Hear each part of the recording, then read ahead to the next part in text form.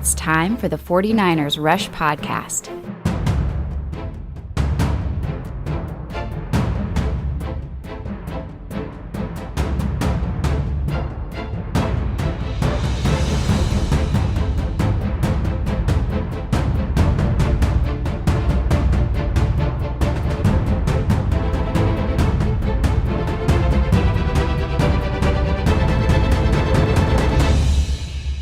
Here's your host, John Chapman. What is going on, faithful? It is absolutely incredible to be with everybody today. Here's the deal. We've got so much stuff going on today that I'm pumped because we've got two giveaways. We only had one scheduled. This is our fifth giveaway in 4 episodes. It doesn't even make sense. So first off, I want to say thank you to everybody that's showing up. This is incredible. One, it's just draft season. This is my favorite time of year. If you've listened to me as a guest on some of the other podcasts, just understand this. Draft season is what gets me going. My very first episode was just after, this will be 5 years after this draft. So we've been going strong for a while. I think we're at like 470 episodes or something just stupid, astronomical numbers. And it's a great thing. It really, really is. But the things that I could take away is this. Draft season is the time of year for everyone to feel excited about their team because it's hope. You know, going to the draft is one of my favorite things. And unfortunately, this year, we're not going to be able to do it. I don't get to be there in person. I made quite a few in a row, but because of COVID, silver lining, we get to be with you guys. We're going to be broadcasting live through the draft, days 1 and 2, nonstop, before the first pick, through the end of the last pick. We're going to go through first and second day. And so that's great news. And so I'm excited just to keep building these relationships with you guys. And what's better way to do that than to give a bunch of stuff away? So the hat giveaway, all you got to do is the hashtag CC. We're giving away a Fred Warner jersey. If you do not follow me on Twitter, this is all due to, we got an awesome sponsor and they're incredible. I'm a big fan. All you have to do is head over to my Twitter right now. So do this now. You can do this on your phone while you're listening. You can do it on your desktop, whatever. All you have to do, go to my Twitter, @JL_Chapman. You're going to see this live feed. Retweet that with the hashtag, all takes all day. That's all you got to do. Do that right now. I'm giving away this Fred Warner jersey halfway through this episode. Now, what's this episode about, mind you? Oh, guess what? It's about a 49ers mock draft through 4 rounds with trades all over the place. I'm bouncing up and down this draft board. I'm going to explain why. We got clips as always. That's what we do here. And it's not so much, pigeonholing these specific players into the 49ers. Not that I think, I'm going to get all these picks correct. That's not what it is at all. But what it does do is it helps us understand the positional value at all of these different places and kind of what that looks like. So as we go through this, it's not so much about the individual themselves that we're looking at. No. That's key. But it's much more about just, this positional value. If we go here in the second, what does that leave us in the third? What's the fourth look like? Where's the value there? How is this going to improve our roster? All of those different types of things. So again, now is the time to pause. Head over there to my Twitter account, @JL_Chapman. It's my pinned profile tweet. And then you're going to see the feed there. Retweet that. Hashtag all takes. That's that. What's it called? Sorry, I apologize. All takes all day. That's all you got to do. And I'm seeing a bunch of people have already gotten those in. That's incredible because here's this awesome new site. It's called Here Is the Take. Amazing site. Go check it out. Here's thetake.com. A lot of great content. And so head over there. Again, I'm seeing a lot of the people flood in. I love it. Get those entries in. We will be giving that away a little bit later. But let's go ahead and give our first giveaway away because I freaking love it. This is for the hat. There are 3rd hat giveaway in 3 episodes. All compliments of a Patreon subscriber that just wanted to spread the love of the faithful. That's what we're about, baby. Stay strong, faithful, as always. Here we go. Hat winner from the hashtag countdown crew goes to, I'm going to mess this name up. I'm going to mess it up bad. Adro Reeves, baby. ADR Reeves, congratulations. Reach out to me on Twitter or email at JL_Chapman. Email me, 49ersrushpodcast@gmail.com. I need to get your information where to send this bad boy. That's what we got. Now, as always, we're going to be taking questions the whole time if you're listening live. And I do want to say thank you to everybody that is listening live. This is awesome. This is what it's about. And if you've got, some information that we want to talk about, put that in there, tag me, and we can get to that. So real quick from Eddie, he says, you think now that Atlanta is joining the Niners and Patriots for 2 pro days, you think there would be a traded up between the Falcons and Patriots? It makes a lot of sense. Do the Patriots think they're as close as can be with their roster? I don't think it is. They got a lot of players back. The Patriots were on the COVID thing. They got hit worse than everybody with opt-outs, signed big time in free agency. They need a quarterback. Obviously, you got Cam there. But yeah, I don't think they're, going to where they want to go with just that. So we'll have to see what happens. I think the Patriots are going to be one of the most aggressive teams in trading up. I think 4 is a little too rich. I think if somebody, falls, that's going to change that. But we'll just kind of have to see what happens there. Now, let's jump in. Here we go. I'm excited about this. This mock draft is going to take some time, because there's a lot of moving parts. And again, we're just doing the 49ers. I'm not paying attention to everybody else. First 2 picks, it's what it is, right? You got Trevor Lawrence, you got Zach Wilson. You're sitting there at 3. We've talked about this so much, and we're going to keep talking about it. I watched more Mac Jones film this morning, just because, again, I want to dive in and know everything there is to know about these 3 quarterbacks: Justin Fields, Trey Lance, Mac Jones. Obviously, I am not very high on Mac Jones. That is to put it as kindly as possible. That's just not exactly what I'm looking for. Now, whenever you're looking at that, and again, at number 3, I think there's a lot of guys that you could go with. There really are. If you touch Justin Fields or Trey Lance, I'm so pumped. I really, really am. Do I like Trey Lance more? Would I prefer Trey Lance? Yes. I think he has a stronger arm. He's younger. I think he ran a similar offense. I like his pocket presence and how he doesn't take hits or sacks very often, never turns the ball over. I love those things.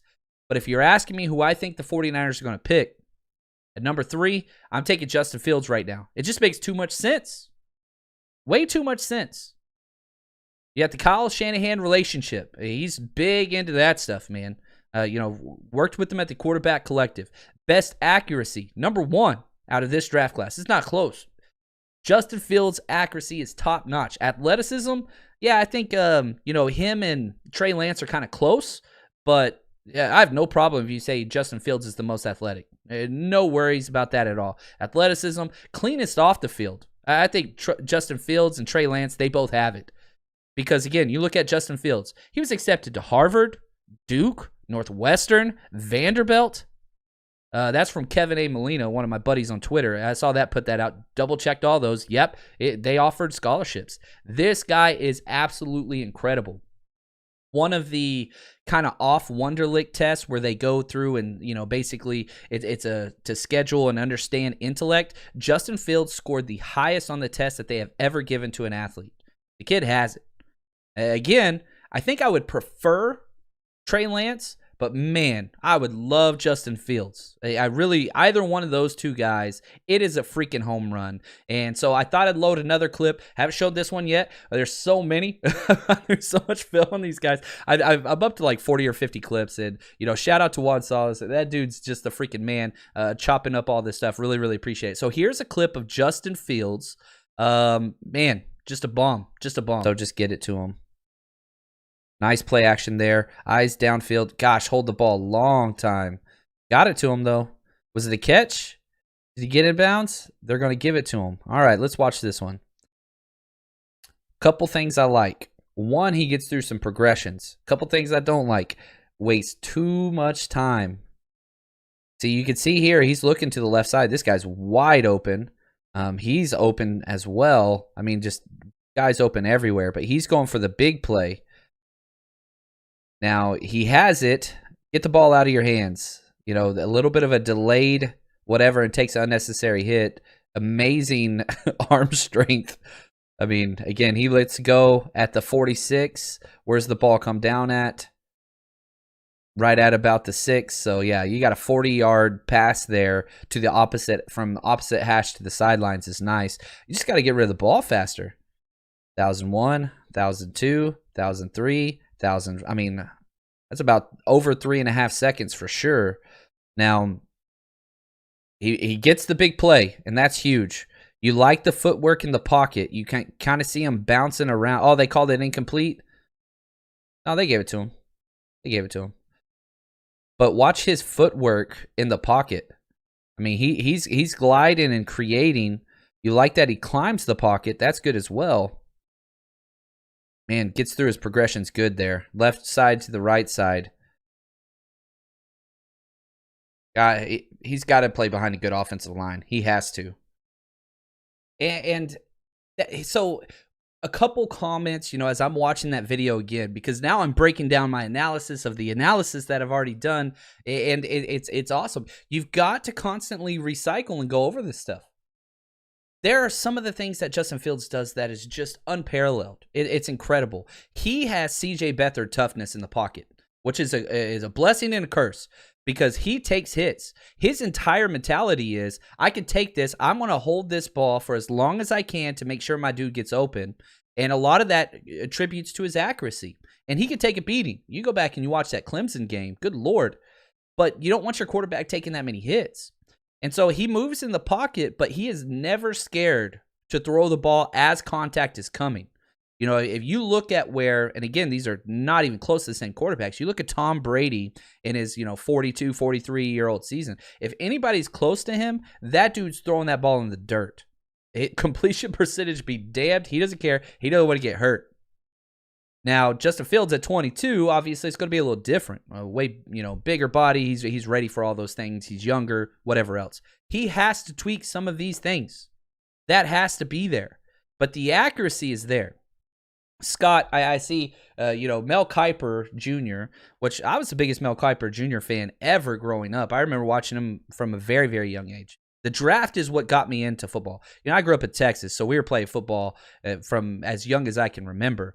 But the draft was everything to me. And one of the person I talked about the draft more than anybody was Mel Kiper. So I grew up loving this guy. And, here's your question, Scott. Mel Kiper Jr. is doubling and tripling down that the 49ers are going to take Mac Jones as 3.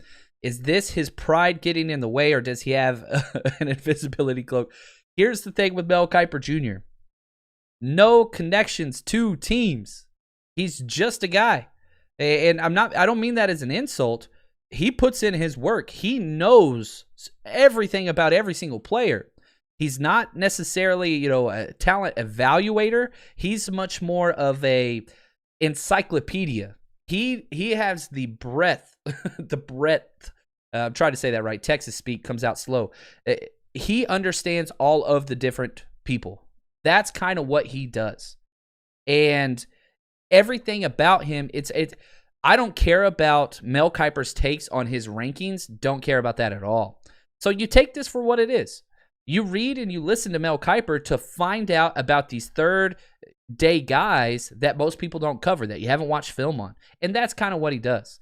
And so don't put stock into what these guys are doing. Is there a possibility 49ers take Mac Jones? Yes. That is in the cards. Does it make sense? No. Has it been leaked out? Hell no. And so they're all going off of Chris Sims. That's fine.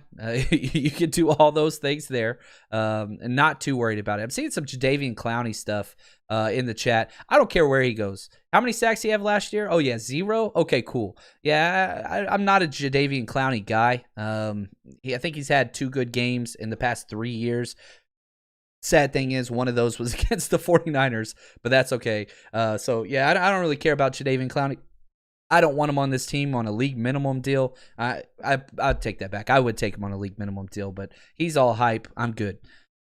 Question, 81 greatness. If Zach Wilson is on the board, do the 49ers take him instead? I think they entertain it for sure, but I don't think that's going to be a possibility. I know the Jets are going to, the Justin Fields, pro day and all that stuff. No, I think picks 1 and 2 are in the books, and the draft starts at 3. 49ers are going quarterback. I know some people are trying to talk themselves into Kyle Pitts and things like that. You don't trade that up for that spot, for that position. I know even if Kyle Pitts is the best tight end in the past 20 years, You don't do that. You go get a quarterback. You go get a quarterback, guys. It's what it is. Mr. Superfly 87, I'm with you. I don't understand trading up all of that to go get Mac Jones. You don't do it. You don't do it. It just doesn't make sense. So Brunskill just signed his tender. Yeah, that was going to take place for sure. Brunskill and Colton McKivitz will be fighting for that guard spot. So let's jump in and let's talk about, and again, whether it's Justin Fields or Trey Lance, I don't care. I don't care. Either of those are home runs. Don't care. I do consider myself a Trey Lance guy, 100%. I'm driving that damn train, baby. But if it's Fields, I'm so happy. You're not going to find anybody that is more happy than I am. One more question on this before we move on through our mock draft. Again, Mr. Superfly, do you think Lance or Fields needs a better offensive line? Every quarterback needs a decent O-line, but 5 Pro Bowl O-linemen isn't a realistic option. It's not. If you just look at the 2 quarterbacks and kind of what they went through, it's pretty damn hard to find plays where Trey Lance gets hit. Does that mean he had a better offensive line? I don't think that it does. You look at Justin Fields, 31 sacks 2 years ago. I think he took 21 or 29 sacks in 2020. He gets hit. He holds on to the ball. There's no doubt about it. Both are very, very mobile. But that is the offense that he was playing in at Ohio State. It's an option-derived wide receiver route system to where you have to wait and hold the ball and wait for the wide receiver to read the coverage, make sure the quarterback and the wide receiver are on the same page, then the ball comes out.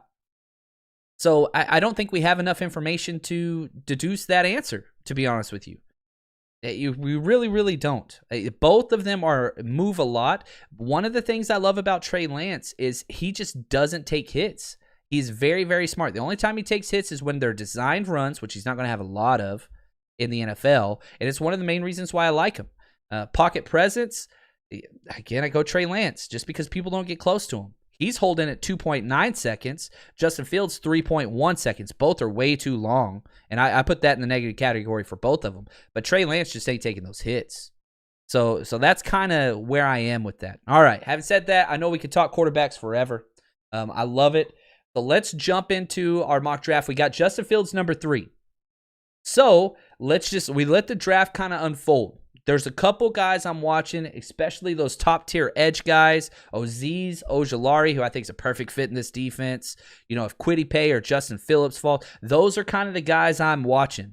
I'm not interested in trading up for a running back. Now, if one of those big 3 running backs, I know everybody likes Najee Harris. He's not my running back 1. Guess what? He's not my running back 2.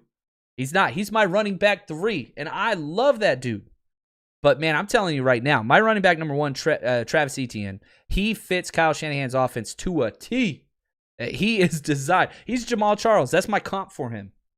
He fits what we do perfectly. My number 2, Javante Williams. Oh, my gosh, out of North Carolina, the most fun film in the world. Again, not that prototypical fit for the Kyle Shanahan offense, but I love him. He does everything perfectly on and off the field. You're not going to find a better player. Javante Williams had a 4.6 high school GPA, valedictorian, and he is just a monster. He's a monster. I love Javante Williams. If he's your running back 1, Niner by nature, you are correct. I don't think there's a wrong answer. It's very similar to the quarterback position. You got these 3 studs. I don't care. All of them are correct. There's no wrong answer. They're all awesome. Najee Harris, obviously, he's a different man. Najee Harris. Sorry, I pronounced it incorrectly. But anyway, I'm not trading up for one of them. If one of them is available at 43, where the Niners do pick, oof. I don't know. It would be fun. It would be fun. Kyle Shanahan has not spent on running backs at all. So I would like to keep that trend going. I actually like our running back room. Mostert, yeah, I know he gets banged up all the time, but when he's in, he's a difference maker. Kyle Shanahan has proved. Alfred Morris, I think, was the second leading rusher in his offense. So you don't have to spend at the running back position. You know, I like Mostert. I like Jeff Wilson Jr. I'm cool with that. JaMychal Hasty as your 4, Austin Walter as your 4. Sorry, Hasty would be your 3. So yeah, you're going to pick up somebody late, day 3 or undrafted free agent. Not quite sure I want to use that second round pick on one of those players, but if we do, that's going to be fun.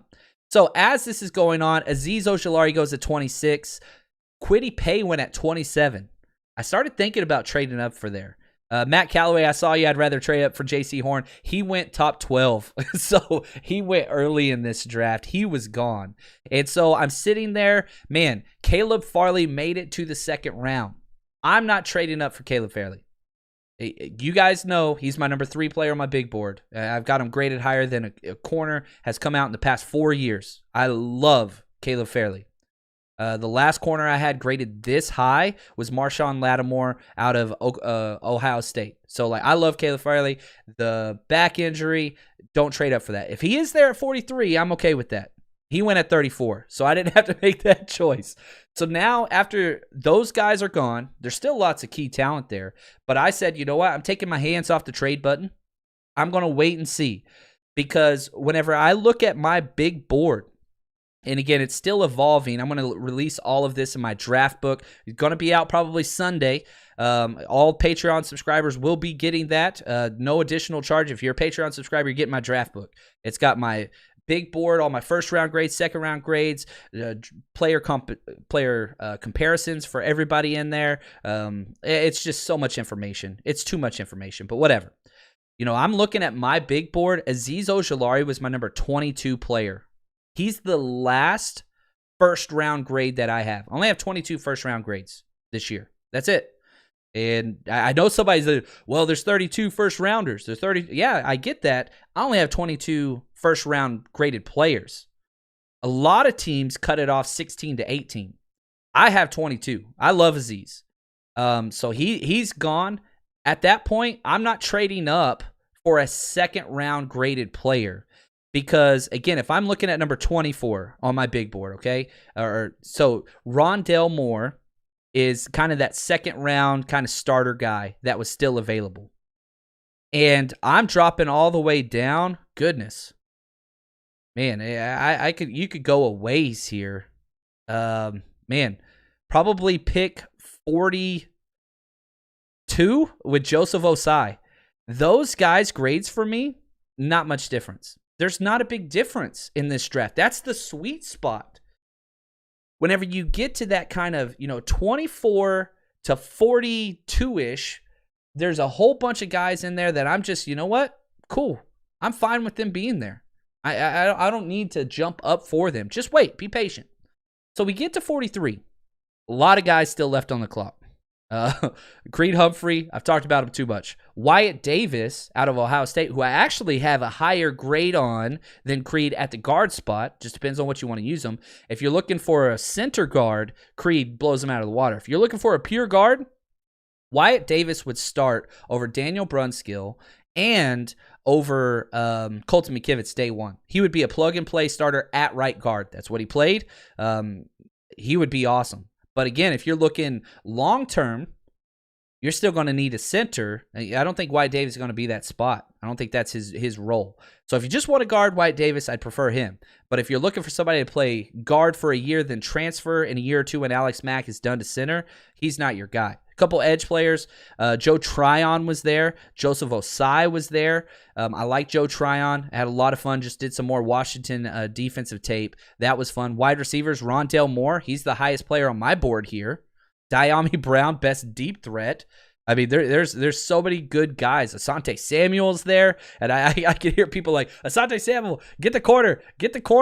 But I'm just saying no. Like, there's so many guys here. I love so many guys. I don't care if I went with all those and more.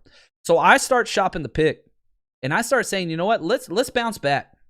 And this is turning into one of my favorite moves. The drop back in the second, try to jump up in the third. Because again, that caveat of the sweet spot of this draft that I like, man, I want multiples. Because our next pick is until, what was it, 102? 102. So we pick at 43, then we're basically 59 picks back. So I'm greedy. I want to be greedy. Go get them, right? That's kind of the mindset there. Landon Dickerson, yeah, he's a stud, and I love Landon Dickerson. He's got some major issues. And so, in the second round, I'm a little bit more likely to make that pick for Landon Dickerson for sure, and I'm high on him. But whenever you look at his history, oh my gosh, it is scary. 4 years ended with injuries, 2 ACLs, 2 ankles, and both the ACLs happened to each different leg, and both the ankles happened to each different leg. So he's got 2 bad ankles, he's got 2 bad ACLs, and he's 6'3", 333. I have him as a center, and find a 6'6", 333-pound center in the Kyle Shanahan scheme, you're not going to find it. Now, he's athletic enough.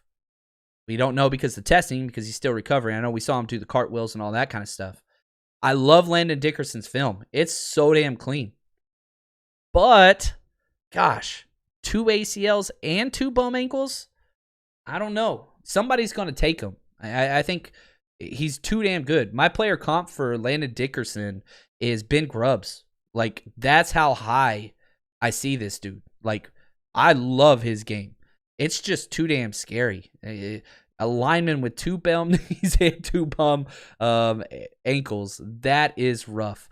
So anyway, that's rough. So I start shopping this pick. Okay, I want to drop back. The best trade that I got was with the Browns.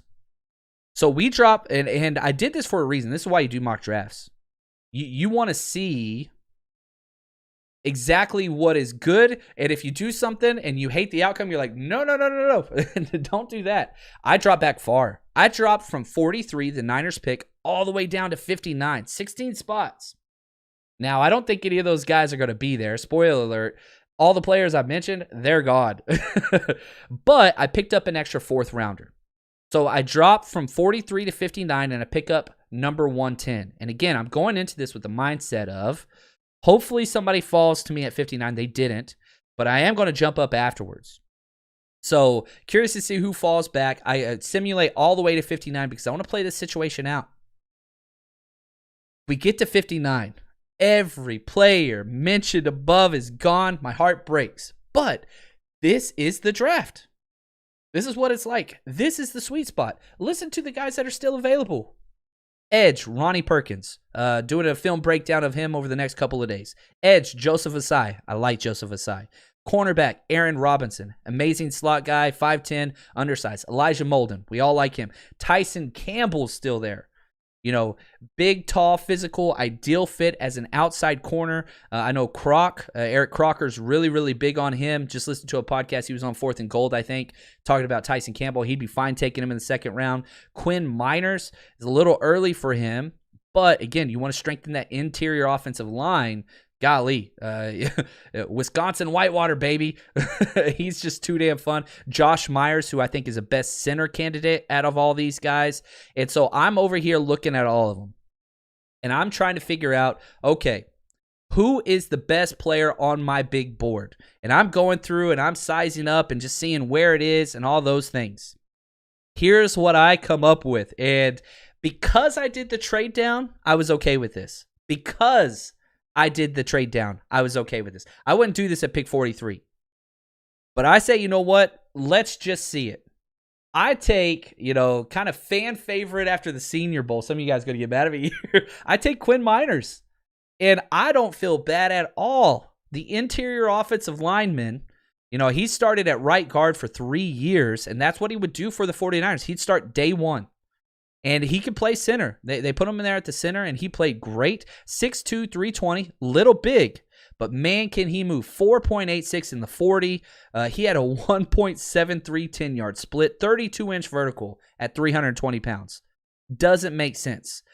Bulldozer, 3-year starter at right guard. Like I said, he was the offensive player of the week. He is incredible. And one of my favorite things with offense and defensive linemen, finished 5th in the state wrestling tournament in high school. And he threw a 55-foot throw and shot put. So the guy's well-rounded. I do have a quick clip here. There's no audio, but I pulled this off of YouTube, and you can see him. He's at the guard position and just suplexes a guy. I just got it on a loop for you. I mean, just literally picks a guy, flips his feet all the way over his head. You can see it at the top of the screen. he's mean as hell. Tone setter that just goes out there and eats people alive, and he is just not nice. He can do it all. You know, a lot of the best clips of the Senior Bowl, he tucked his jersey up underneath his shoulder pads and just had his big old belly out, baby. Quinn Miners. So do I like him in the second round? No, I don't. It's a little high. But we traded back, and it's a huge need. The 49ers get better. I think he starts day one. So I like this spot. Tell me what y'all think. Give me a grade. How do you guys feel about Quinn Miners in the second round, the fact that we traded back to 59 and got an extra pick? Give me a grade. A, B, C, D, F minus. John Chapman, your grandparents are dumb. Let me know. Throw that in the chat. Do want to say thank you, Adam. Appreciate the gift. He has a question. Let's get to that one. With Kendrick Bourne gone, we lose about 700 snaps on offense at wide receiver. Do you think Shannon will be bold and draft a wide receiver in round 2 or 3? Where do you rank Cade Smith? He's perfect, number 3. I love Cade Smith. I am still Adam. Adam's one of our awesome Patreon subscribers. I am reaching out to as many scouts as I can to try to get scout tape, all 22. I am 0 for 5. I'm going to do a breakdown. I just don't want to break down YouTube film. It's just hard to do, especially at that small school. I've watched Cade Smith. I like Cade Smith a lot. I think that he is a hell of a player. And there's kind of 2 ways to look at this. First off, you have to look at Kendrick Bourne. Okay, I love Kendrick Bourne, and I really did enjoy his time here. But you have to remember, Kyle Shanahan did not start him the last 3 weeks of the season with all those wide receivers out. He started Richie James ahead of him twice, and whenever Richie James put up a huge stud, he started River Craycraft ahead of him. Kyle Shanahan knew he wasn't coming back, and he seemed fine with it. I'm very happy Kendrick Bourne got paid. I think that's huge. The issues I have is, man, the drops, the mental errors, running route short, things like that. But, yeah, you got to give it to him. 700 snaps, year in, year out production, didn't get hurt, and just was that guy. You have to replace that. Maybe it's already on the roster. I'm not putting much stock in Jalen Hurd and his health. If that happens, great.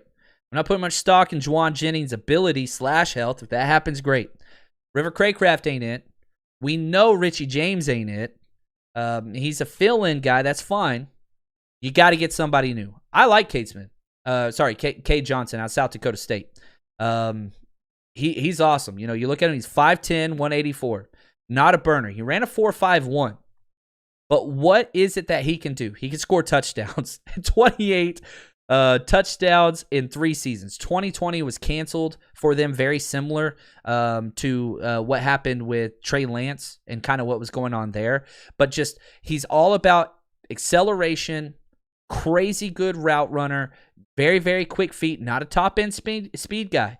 Great kick returner. We know how much Kyle Shanahan loves that. He had 2 kick returns for a touchdown. He just is a guy that can do whatever the hell you want. He's a perfect fit for us. He really, really is. Now, he is undersized. Obviously, the competition level, but I think it translates whenever you watch him. His routes are good. Can he overcome those things? I think that he can. Where do you have him, and what does that look like? I have so many of these wide receivers in the 2nd to 3rd round. And a big reason why I went interior offensive line here in the 2nd pick, I'm seeing a lot of the grades here. I got some A's, some B's, all those things. I don't like the interior line class after round 2. Maybe if somebody falls. I love the wide receivers in 3. I love the wide receivers in 4. I love this wide receiver class in the 5th and 6th round. And so, Adam, what I do is, and again, this is just my own personal thing, it's the question of scarcity. I love some of these wide receivers. Rondale Moore, Diami Brown, I'm so high on those 2 guys. I love them. But whenever I can get somebody somewhat comparable in round 4, that's the thing. I'd rather have Quinn Miners in the 2nd and maybe Cade in the 3rd, or Quinn Myers in the 2nd. And man, you just keep going down the list. Amari Rogers, golly, Sage Surratt. There's so many guys that you can get that are similar. But I do like Cade Johnson. I'm going to get that to you for sure, that film. Niner by Nature, thanks for the gift, brother. Trey Smith, offensive lineman out of Tennessee. Dude is a stud. He's interesting, man. because if you look at Trey Smith, he was one of the top guys coming out of high school. I remember I follow high school recruiting pretty heavily. I'm a nerd. I've got issues. And so some of these names pop back up. The problem is, where do you play him? He's a behemoth of a man. 6'5", 331. Again, there's not a lot of guys not named Trent Williams that are going to be in this, Kyle Shanahan system that are going to be playing that spot. But, we'll have to kind of see what happens. I do like him, though. And he is a 100% upside pick. And I think it would be awesome to have him because a lot of teams project him at guard, even though he's played tackle. But we'll just kind of have to see here. Getting some decent grades on here. Not a lot of great grades, not a lot of bad ones. Nobody gave me an F there. That's kind of rough. I was kind of looking forward to an F there. That's okay. Now, let's go back to this draft. We just got Quinn Miners. And again, my player comp for Quinn Miners is Ronald Leary, but meaner. He can play everywhere. He can play tackle. He can play guard. He can back up. He can play center. But he is meaner. You're talking about a guy that's going to start for a long time. So, back into it. We just picked at 59. Now what we're going to do, we're going to head down, and we're just going to let the draft kind of sort itself off. But I am watching edge rushers. I got to get an edge guy. And, man, I kind of want a corner. So those are kind of the two spots. Wide receiver, I'm keeping an eye on that. But now I'm in that jump spot where these are the two positions that kind of stand out to me. And I get an offer to me. They send me an offer. Pick number 77. Okay, so let me lay out the details of this trade. The Chargers, they want my number 102 pick. That was a Sailor compensation pick at the end of the third round. They want 110. That's what we got for dropping back in the second round. And number 172, our middle fifth rounder, to jump up to 77 and get back a fourth. So we're trading away the end of the third, our fourth that we got in a trade, and a fifth rounder. We're getting number 77 and a fourth rounder, 118. So to kind of summarize this trade, I took it. I love this trade. We jump up 25 spots in the third, basically from the end of the third to, pretty close to the top half. It cost us 8 spots in the fourth and a fifth round. And that fourth rounder we got for free just for falling back. That's done. We got a first rounder. We got our second rounder. Now we're getting a way higher third round pick. And this one might bother some people. And that's okay. We're on the clock at 77. The whole reason why I jumped up here is there was one corner that I really, really like in the third. Third round is just where I think you should go. Cornerback Tyson Campbell out of Georgia. A lot of people are going to like this pick, and he's got some flaws to his game. There's no doubt about that. He came out of high school, again, back to the high school stuff. He was the number 2 corner behind Patrick Surtain, and they were teammates in high school, which I think is pretty damn funny. And so this happens. We jump up. We take cornerback Tyson Campbell out of Georgia. I'm going to show you kind of a perhaps not positive clip on him, but I want to talk about this because this is why I think he'll be there in the third round. And I'm going to talk about why he could return a lot of value. Here's Tyson Campbell, cornerback from Georgia. Watch him right here.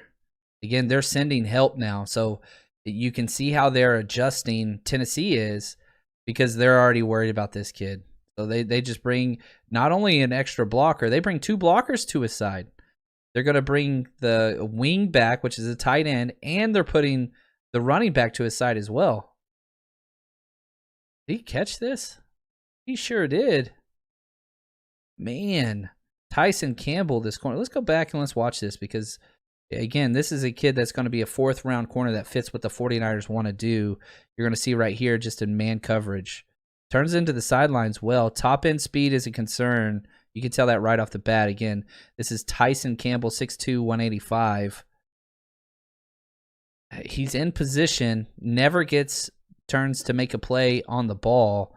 Speed is a concern, though. Come on, turn around, make a play. Turn around, make a play. That's a perfectly placed ball. That's the second time he's got beat this game. That was a bad game for him. And so I started, that was my first game film on him, and I was like, oh, you even heard me say it. 4th round corner. Then I watched another game film of him, and I was like, oh, all right, this is getting better. And then I watched another game film of him, and I'm just like, holy cow. I love this guy. Again, I said this earlier. Eric Crocker's got a second-round grade on this kid and has no problem with the 49ers taking him at 43. We get him at 77. Crazy speed. And sometimes the speed doesn't translate on film for Georgia corners. He ran a 4.36. 6'1", 193, 75.5-inch wingspan. He's got long arms, 34-inch vertical. I mean, he's got all of the things you want. Elite size, build, great in the run game. I mean, he's got what the 49ers want, and because he struggled with the deep ball and ball skills, you get him much later. I like this pick. I'm not in love with it. But it is a huge need. And the fact that the 49ers already have their starting corners, right? Outside, you got Jason Verrett and Emmanuel Mosley. Put K'Wan Williams in the slot. Now, Verrett and K'Wan Williams are on one-year deals. You just set them back there and you teach them. You just set them back and teach. If somebody gets hurt, you put them in there. He's a 3-year starter in the SEC. He's played against the best. But you just let him learn. And if you could get him to play the deep ball a little bit better, then I think you have a home run there because he checks all the other boxes, and he's a perfect zone fit corner. So that's who we got at 77. Now let's get to the jersey giveaway, baby. The Fred Warner jersey giveaway. I freaking love this, man. It's pretty cool. And again, I want to say thank you to our friends at hereisthetake.com. Go follow them on Twitter at hereisthetake. They're awesome. Whatever video games, movies, much more of a movie and sports site, but go check it out. It's pretty awesome. So thank you to this. The winner is, here we go, Tito. His Twitter handle at ErnestoBalada2. Congratulations. Reach out to me. DMs at JL_Chapman. You already are following me. You should see it on there. Or email me. I'm going to make sure I get you the right size, get that shipped out to you, and cover all those. Thank you again from our awesome freaking sponsor. Again, we're hoping to do some more of these. So again, Tito, congratulations. And if you didn't win, this is our 5th giveaway in 4 episodes. And the draft is right around the corner. We're going to have all kinds of stuff. So don't you worry. If you didn't win, we got you covered, man. I think our new goal of the 49ers Rush podcast is to make everybody look like the best fan base in the world because we're just decking everybody out. All right, back to the draft. We are sitting there. We picked 77, and I want to be greedy. I'm telling you. I decided to trade up again. John Lynch did not have one original pick last year in 2020. Every pick was traded. Every one. Why not? Let's just keep it going. So we pick at 77. And now I trade up to 86. Okay, what's that cost to get up there? I trade with the Jets. Robert Solids, keep the connection going. Jets get our 4th rounder, 117, and our 6th rounder, 194. So I trade a 4 and a 6 to jump up all the way to 86. Now, again, this is the middle of a 3rd round pick, right smack dab in the middle. But there's somebody I want. And whenever you have a player that you want to target, you go get that guy.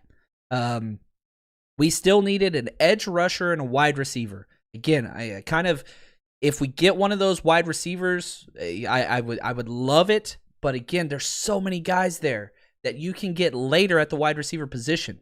I go get one of the last remaining edge guys that I'm in love with. I'm seeing Roche in a lot of the chat. He was gone. I really like him too out of Miami. He transferred from Temple. Pretty high on him. But I actually like Peyton Turner more. And that's who I'm taking here. Edge rusher from Houston, 6'5", 270, Peyton Turner. Let's see him give the number 2 pick in this draft a hard time. Yep, you're about to get the sack right here. Here we go. Let's watch it. Edge, Peyton Turner. Coming at it. Now, also got to add, this number 67 here, this offensive tackle, he's going to be a draft kid too. So you're seeing edge Peyton Turner versus Brady Christensen, 6'6", 300 swing tackle, probably 5th, 6th round. Going to be a day 3 guy for a power scheme. But this is NFL on NFL. So let's watch how this plays out. Peyton Turner, he is a man. Yeah, it basically got hogtied. It shows you what the length and athleticism that Peyton Turner has. Presses upfield, comes under on that just swim move, that rip move, and then is able to press outside and not give up leverage. So here's the thing. You're talking about Zach Wilson. He's got speed. But look at the length and athleticism of Peyton Turner to make sure and re-get outside, extend his wingspan, and bring down the QB in a very violent way. That's a hell of a rep there from Peyton Turner. And a lot of scouts watching this, I mean, they're all watching Zach Wilson, but they're like, whoa, this is an NFL prototypical defensive end that we like. I like this play a lot there, man. He just puts power, athleticism, and length all on display here. Speed, presses upfield, comes underneath with the hands. That's Peyton Turner. Nice sack there. And, you know, I kind of got tipped onto him by watching that game, and I was like, I got to watch more of this kid. And the more you watch him, the more you like him, because he's just too damn good. And everything that he does, his length, he has an 84-inch wingspan. It's crazy. And his stats aren't great because they only played 5 games this year. So he had 5 sacks in 5 games. You got to love that. He's all over the place. 90% or 90 grade for pass rush, 91.7 true pass rush, 16.8% pass rush win rate. I really like this kid. And again, you're looking for guys that fit what the Niners want to do. I mean, he's basically Kerry Hyder. He's got that build, that motor, that length, that power, just a lot younger. Let's edge Peyton Turner out of Houston. And I'm looking back at this draft, and I'm loving it. Justin Fields, obviously that's great. Got an interior offensive line, Quinn Miners. Going to be a fan favorite. Tyson Campbell, perfect scheme fit at a position of need and can develop because of the roster that we had ahead of him. Peyton Turner, why not get more edge guys? You can't have enough. And so we're sitting there, and we're just chilling all the way until our last pick here. And again, we got this pick in one of the trade backs, the 118. So whenever we traded back, we picked up this 118. So now we're back on the clock. I just simulated through for the first time. I'm not going to make a trade. And at 118, Adam, I hope you're still with us, man, because there's a stud wide receiver that is sitting there that shouldn't be there. And the 49ers already know him. The 49ers already know their coach. The 49ers have already gone through their tape, been to the campus, and met this kid, and they like him. And so what happens next? 49ers at pick 118 through one of the traded picks we got back. Wide receiver Frank Darby at Arizona State. I like him. I like this kid a lot. He was the number 2. He was the number 2 guy when Brandon Ayuk was there. And so there's just a lot to really, really like about this kid. And here's the thing. He was supposed to kind of take over this year. That was the idea. He was going to take over the wide receiver 1, but the Pac-12 got their season shortened and all that kind of stuff. And then on top of that, he had a rib injury. But get this. His average yard per reception was higher. He averaged more than Brandon Ayuk did. 3-year starter. And again, you want to go back and you watch some of those highlights of Brandon Ayuk. The wide receiver on the other field making plays, that's Frank Darby. 6 foot, 201. He ran a 4.59. He's not a speedster. Now, that's a little bit of a red flag, and that's why he's here. But 34.5-inch vertical, that's kind of crazy. And you look at the upper body strength. He did 19 bench press reps with 225. 19. The dude is stacked, and it comes across in his film.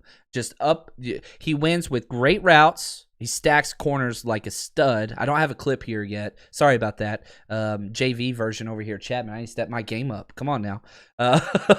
But runs great routes and is so physical. He's mean as hell. He was a stud basketball player in high school. He started as a true freshman and lettered in volleyball. So you know he's got ups. First person in his family to graduate college. Awesome story. You can look into, he's pretty open with his life off the field. This guy wants it as much as anybody else. So again, talking about that number 3, talking about filling in Kendrick Bourne, guess who's the loudest talker on this team for 3 years straight? Frank Darby. And not only is he a talker, he's a leader. So I think he fits that wide receiver 3 mold. but he also fits the personality. And it's somebody that Brandon Ayuk's already comfortable with. And so there's just so many ties here. Herm Edwards, best friend of John Lynch, is the head coach. It just makes too much sense. And so I really, really like this pick. Oh, man, just want to say thank you, Brian. Appreciate the gift, sir. He says, I like Peyton Turner. Thoughts on Ronnie Perkins in the second? Looks like a bendy speed rusher. You're exactly correct, man. You nailed it down.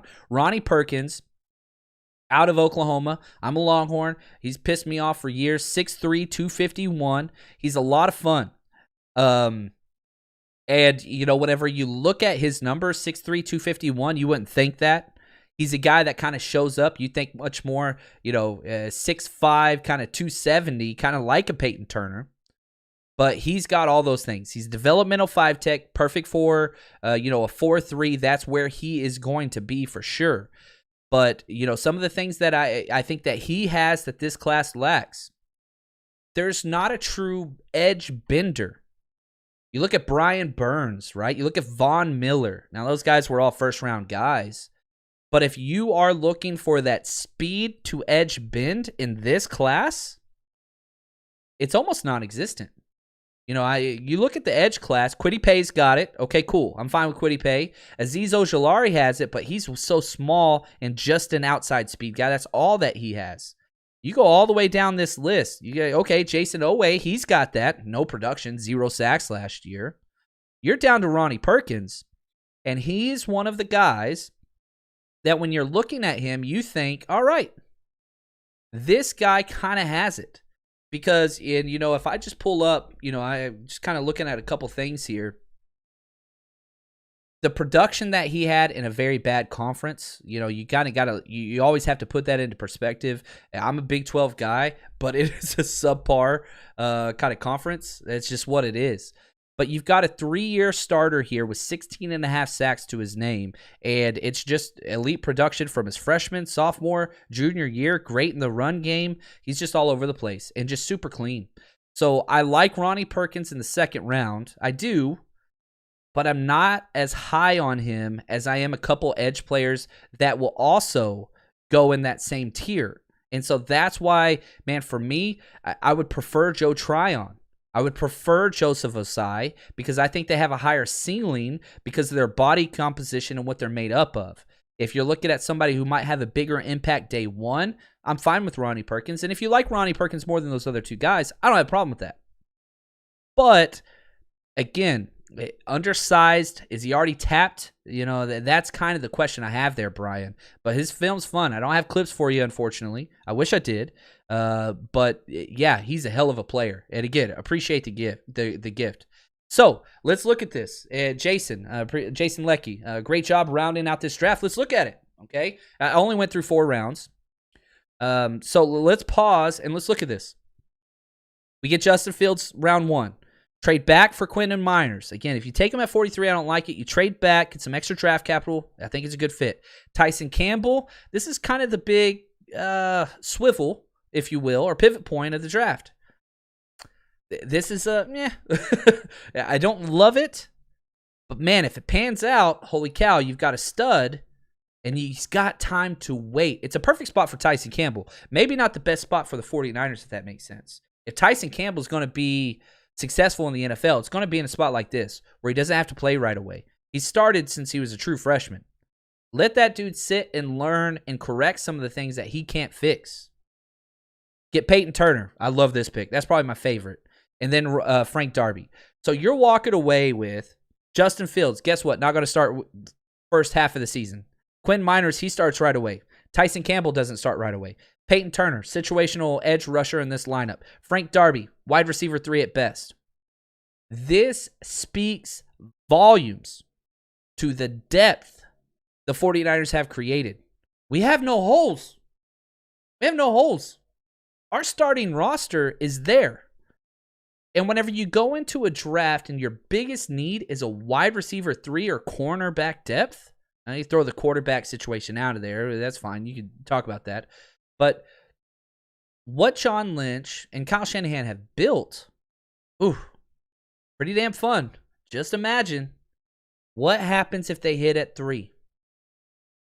What happens if this team hits at 3? Go back to the first draft. And I'm going to close this out here in a minute. That draft sucked. It was the worst draft ever. It was so bad. But whenever we look at it, we actually don't really mind it too much. Why? Because the 49ers got one key stud. Again, let's go pick by pick through this awful draft just real fast, because I think it kind of helps us. Okay? Solomon Thomas, number 3, bust. Reuben Foster traded for him, bust. CJ Beathard, 3rd round, whatever. Like, he's gone. Kello Witherspoon, whatever. He was either the best player on the field or the worst player on the field. Joe Williams, bust. How are you a running back drafted and never even get a carry? Oh, that's insane. Trent Taylor, he was a Band-Aid player for the first year. Injuries caught up, never was the same. Pita Tompaneo, situational pass rusher, never panned out. DJ Jones, awesome pick, 6th round. Adrian Colbert, really solid pick for a 7th rounder. But George effing Kittle, baby, saved the draft. You got somebody that's an all-pro player that is on a Hall of Fame trajectory, not saying he's there yet. That one little pick, and it changed everything.